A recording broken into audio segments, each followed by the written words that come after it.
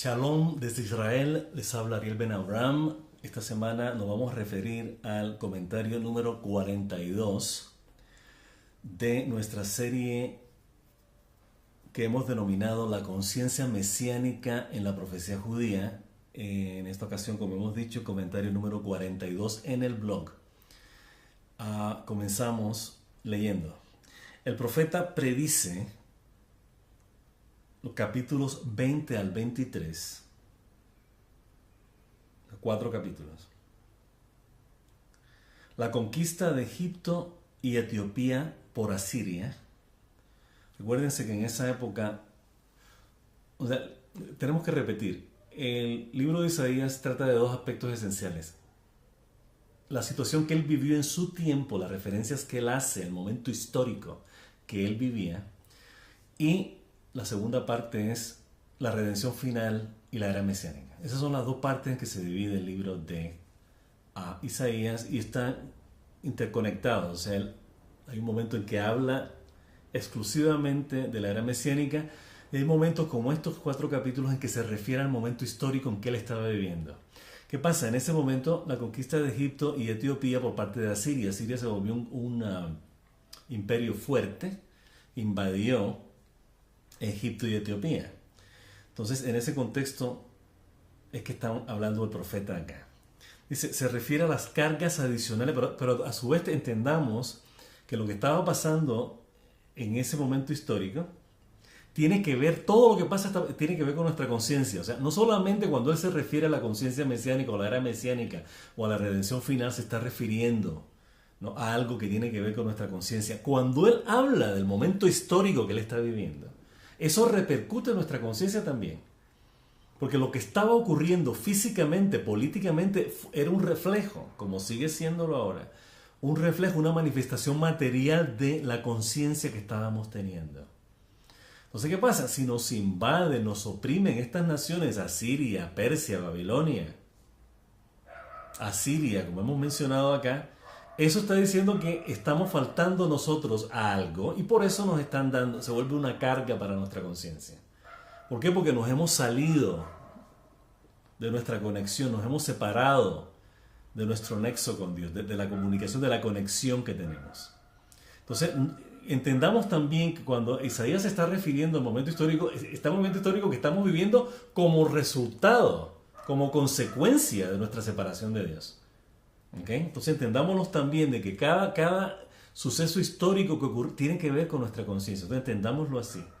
Entonces vamos a empezar a releer lo que dijimos. El profeta predice que en los capítulos 20 al 23 la conquista de Egipto y Etiopía por Asiria se refiere a cargas adicionales de pueblos vecinos, la caída de Jerusalén y más cargas que relacionamos con tendencias negativas en la conciencia como rasgos destructivos derivados de las fantasías e ilusiones de ego. De allí que nuestra redención final del Creador implique una transformación total hacia el despertar de la conciencia mesiánica. En otras palabras, para que tengamos redención final y empecemos a asimilar la conciencia mesiánica, tenemos que transformar la que tenemos ahora. ¿Cómo? Removiendo todo lo que es negativo, todo lo que no tiene un propósito constructivo y útil, representado por las cargas de Babilonia, la carga de Asiria, la carga de Egipto, la carga de Etiopía. Y también representado, como hemos dicho, estas naciones representan tendencias y cualidades negativas en la conciencia que debemos superar. Bien, de allí que nuestra redención final del Creador implique una transformación total del despertar de la era mesiánica, de la conciencia mesiánica, ¿verdad? Entonces, ¿qué pasa? Ya saltamos al capítulo 24, o sea, lo que quisimos fue resumir lo que el profeta estaba hablando en esos 4 capítulos, del 20 al 23. Entonces, saltamos al capítulo 24, citando versículos 1 y 3. He aquí que el Eterno vacía la tierra y la desnuda, y trastorna su faz, y dispersa sus moradores. Del todo será vaciada la tierra, y enteramente saqueada, porque el Eterno ha pronunciado esta palabra. Entonces, vemos que el preámbulo, como ya dijimos antes en el comentario, la idea es que para transformar nuestra conciencia, para que lleguemos a entender la conciencia mesiánica, asimilarla y vivirla plenamente, a plenitud, la tierra tendrá que ser saqueada, desnudada y vaciada. En otras palabras, hay que crear espacio. Tenemos que remover de la tierra, en este caso la vida, en este caso la conciencia material, representada por la tierra. Tenemos que remover todo lo negativo para dar paso a lo positivo y que lo positivo empiece a regir, a conducir, a guiar cada faceta, dimensión y aspecto de la conciencia humana y por ende de la vida. Bien, vamos a ver qué escribimos acá. Reiteramos otra vez que el plan de Dios para nosotros no se trata de un círculo vicioso donde el sufrimiento, dolor, engaño, opresión, odio, ira y violencia se repiten constantemente. La única razón de este predicamento es aprender de él y no vivir para él. De hecho, la decisión de cambiar el curso es solo nuestra. Estamos destinados ya sea a ahogarnos o a emerger como una conciencia humana unida, unificada. Nuestros profetas claramente nos dicen que si no nos redimimos juntos, nuestro Creador lo va a hacer, lo hará. También indican repetidamente que Él, Dios, transformará nuestra conciencia luego de remover todo rastro de tendencias negativas y círculos viciosos. Vamos entonces al capítulo 24, versículos 4 y 5 y del 6 al 13. Se destruyó, cayó la tierra, enfermó, cayó el mundo. Enfermaron los altos pueblos de la tierra y la tierra se corrompió bajo sus moradores, porque traspasaron las leyes, transgredieron las leyes, falsearon los estatutos, rompieron el pacto eterno. Vamos a ver qué escribimos acá. Elegir una y otra vez vivir en nuestro predicamento negativo significa destruir lo bueno como nexo común con nuestro Creador.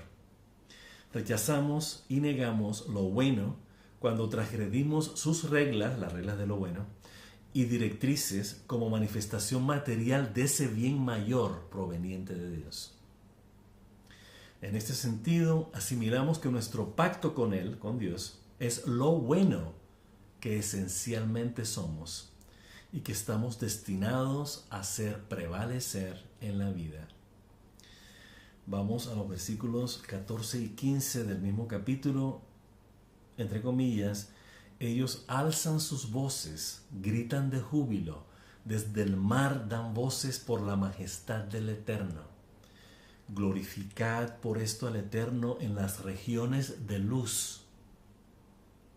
En las islas del mar sea el nombre del Eterno, Dios de Israel. Un par de versículos llenos de alegorías, de mucho significado al cual debemos poner atención. Vamos a leer lo que escribimos. Luz es el paradigma simbólico de lo bueno de los modos y atributos de amor. En las regiones o dominios de luz glorificamos lo bueno de nuestro Creador. Proclamamos su majestad como su amor, desde el conocimiento de nuestra esencia y verdadera identidad.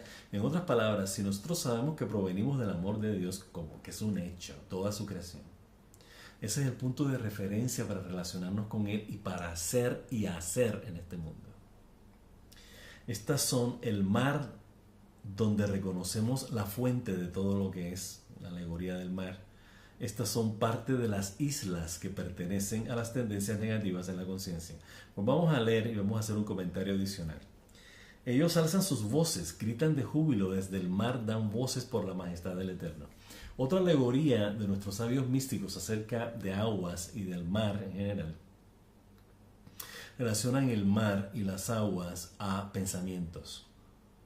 O sea, la acción de pensar, no racionar, pensar, no imaginar, pensar, tiene que ver con nuestro entendimiento del Creador.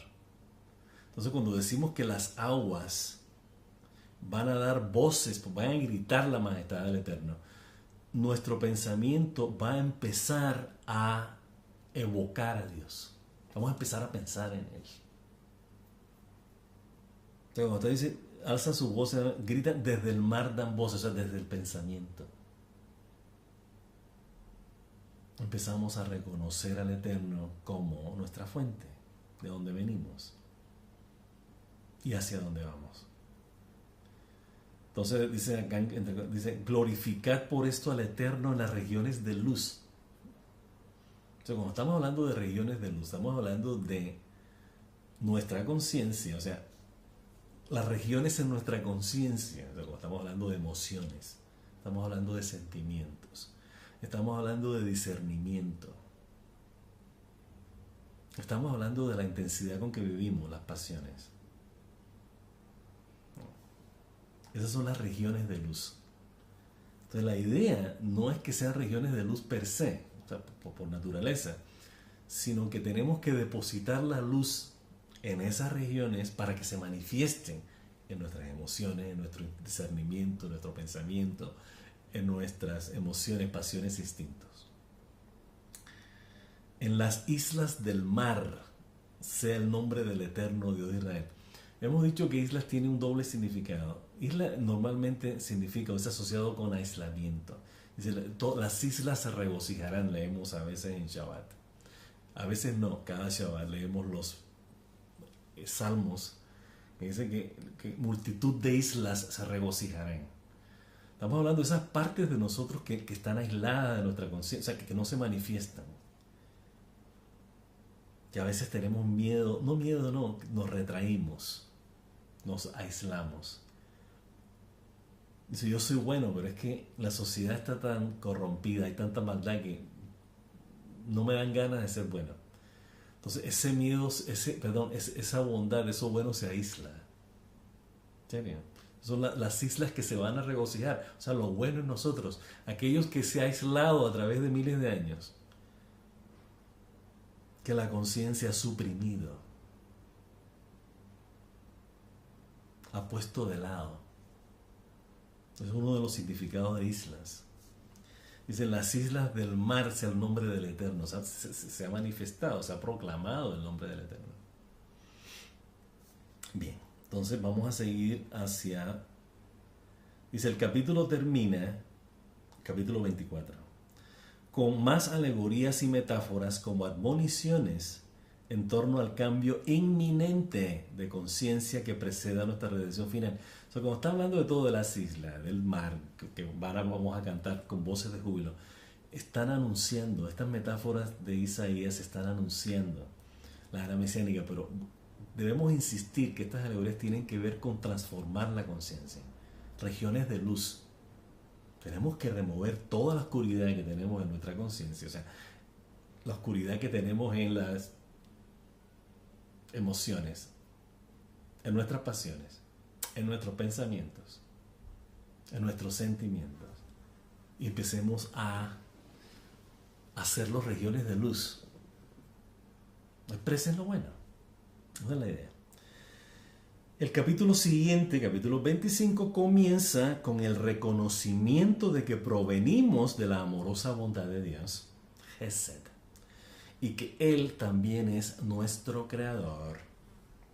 Capítulo 25, versículo 1.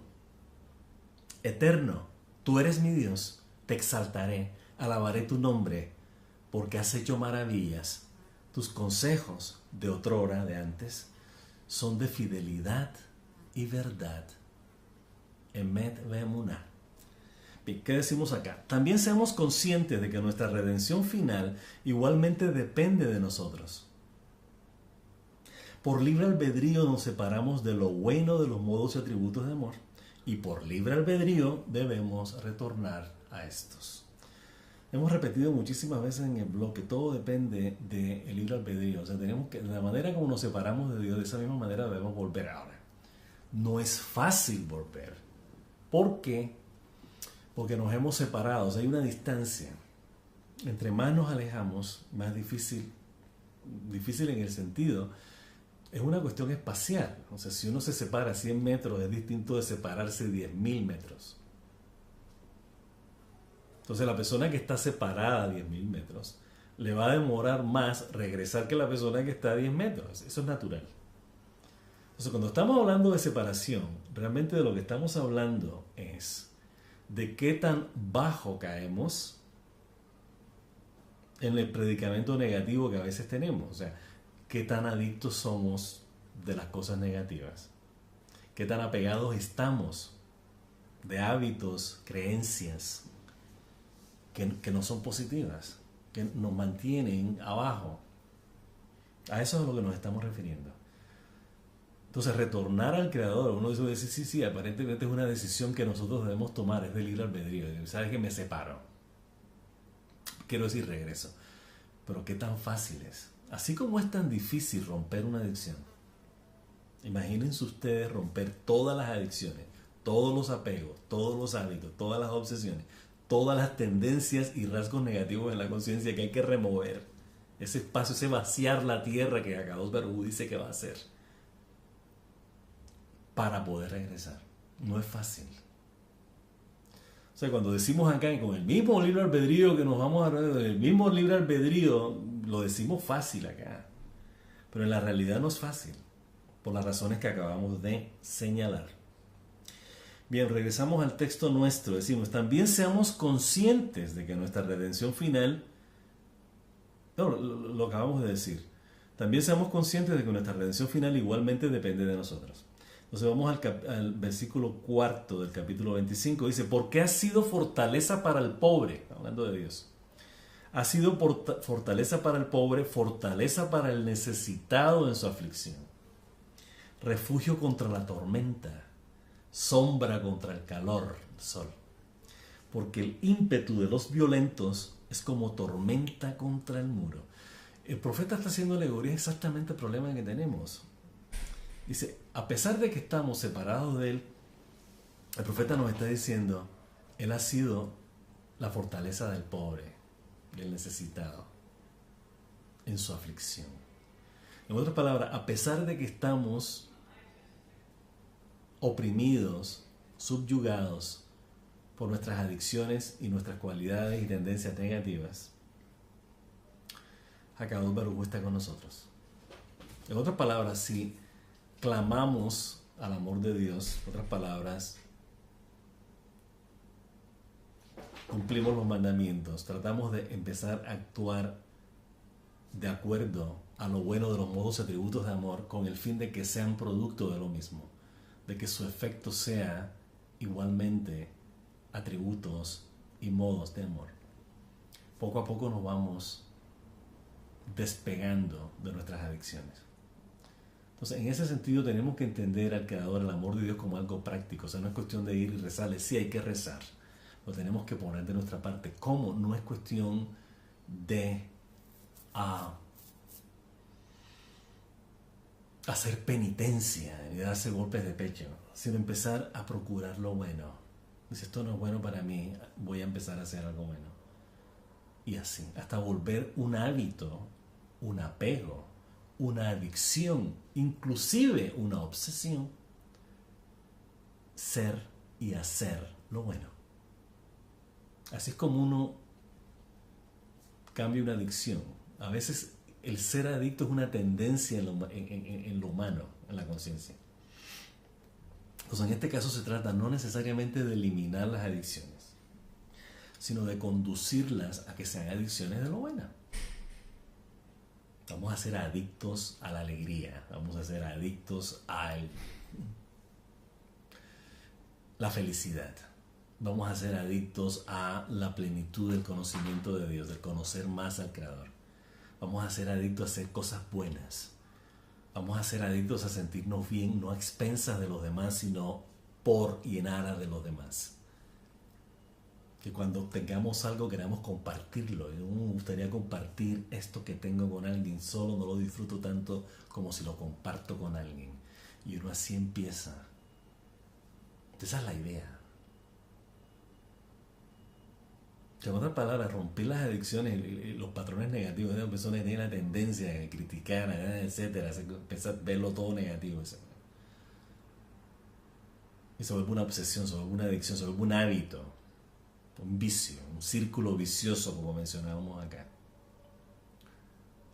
Voy a empezar a cambiar eso. Bien. Entonces, comentamos acá, debemos retornar al conocimiento permanente de nuestro nexo eterno con Dios, que es nuestra tierra. Interesante, esta semana estamos leyendo la Parashá Beit Hanan. Tienen que ver con los mandamientos que el Creador da a Israel a través de Moshe Rabbeinu de establecernos en nuestra tierra. La tierra buena, dice. La buena montaña, el Lebanón, el templo. Que hay que remover la idolatría, que no podemos hacer idolatría en la tierra prometida. No hay libertad de cultos en la tierra prometida. No. Aquí hay que ser judío nada más, no hay espacio para nada más. La Torah nos está diciendo no idolatría, hay que expulsar a la gente que no es judía, porque esta es la tierra que Dios nos ha dado.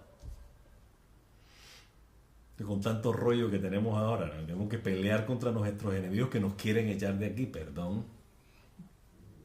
Pero no vamos a entrar ahora en eso, porque eso es otro asunto. Pero ustedes agarran la onda. Entonces, eso es a lo que nos referimos. Es interesante que hemos dicho que a veces a veces no, la mayor parte de nuestros comentarios, cada vez que los comentamos, que tienen que ver con Isaías, que tienen que ver con profecía, tienen de una manera u otra que ver con la parashá de la semana. O sea, hay una razón, pónganla y verán que sí hay una conexión. Este es un ejemplo. Debemos retornar al conocimiento permanente de nuestro nexo eterno con Dios, que es nuestra tierra. Jerusalén, Sión como la montaña, dice la buena montaña. Aparece esta semana, lean. Dice la buena tierra, para que vayan a la buena tierra, a la buena montaña, al Lebanón. Lebanón es el templo. Como la montaña que concebimos como el tiempo y espacio de todo lo bueno. Ya hemos dicho que la tierra prometida tiene que ver con lo bueno en la vida, de eso se trata. Esta es la constante alegría en el conocimiento de que nuestro amor y el amor de Dios están unidos. Esta conexión permanente es nuestra esencia y verdadera identidad. Como causa y propósito de la vida en el mundo material, de eso se trata. Versículo 6, capítulo 25 de Isaías, y el Eterno de las multitudes hará en esta montaña a todos los pueblos banquete de grosuras, banquete de vinos añejos, de gruesos tuétanos, de vinos añejos bien refinados. Y el Eterno de las multitudes hará en esta montaña, estamos hablando de Jerusalén, del templo, hará un banquete a todos los pueblos, un banquete de grosura. Estamos hablando de, cuando la Torah habla de la grasa de las ofrendas, dice que elevar la grasa, la gordura del animal al Eterno. Está hablando de la felicidad. Cuando hablan de aceite o de grasa, en este caso, la grosura, la gordura, están hablando de la felicidad. O sea, nuestra felicidad tiene que ser elevada al Creador. O sea, cuando estamos felices tenemos que asegurarnos de que esta felicidad es sagrada, es en aras del Creador, es motivada por el Creador, con el propósito que el Creador quiere que le demos. Eso es lo que se refiere a. Entonces dice que nos va a ofrecer un banquete de grosura, o sea, nos va a hacer alegres. En este caso es al revés, Él nos va a dar grosura, nosotros no se lo vamos a ofrecer a Él.